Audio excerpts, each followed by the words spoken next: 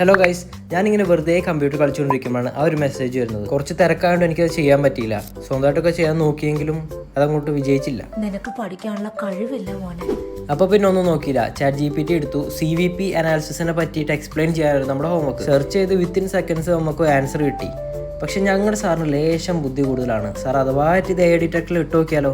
അപ്പോൾ അത് നോക്കാൻ വേണ്ടിയിട്ട് ഞാൻ ഒറിജിനാലിറ്റി AI ആണ് ഇവിടെ ഉപയോഗിക്കുന്നത്. അപ്പോൾ ഒറിജിനാലിറ്റി AIയിൽ പേസ്റ്റ് ചെയ്തു. സ്കാൻ ചെയ്തപ്പോൾ അവർക്ക് 96% ഉറപ്പാണ് ഇതൊരു AI ചെയ്തതാണ്. ഈ ഹോംവർക്കും കൊണ്ടായിട്ട് പോയിരുന്നെങ്കിൽ പിടിക്കപ്പെട്ടാണ്.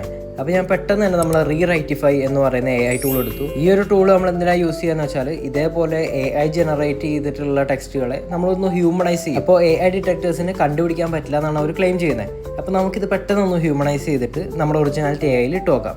അപ്പോൾ ChatGPT ആയിട്ടുള്ള ആ ഒരു ടെക്സ്റ്റിനെ നമ്മൾ ഹ്യൂമണൈസ് ചെയ്തിട്ടുണ്ട്. അപ്പോൾ നമുക്ക് ഇനി ഒന്ന് കോപ്പി ചെയ്തിട്ട് ഒറിജിനാലിറ്റി AIയിൽ ഇട്ട് നോക്കാം. ഒറിജിനാലിറ്റി AI മാത്രമല്ല, നമുക്ക് വേണമെന്നുണ്ടെങ്കിൽ കോപ്പി ലീക്സോ ഏത് AI ഡിറ്റക്ടർ ടൂൾ വേണമെങ്കിലും ഉപയോഗിക്കാം. അപ്പോൾ നമ്മൾ ഒറിജിനാലിറ്റി AI എടുത്തു. ഇനി ജസ്റ്റ് ഇതിനൊന്ന് പേസ്റ്റ് ചെയ്ത് സ്കാൻ ചെയ്ത് നോക്കാം.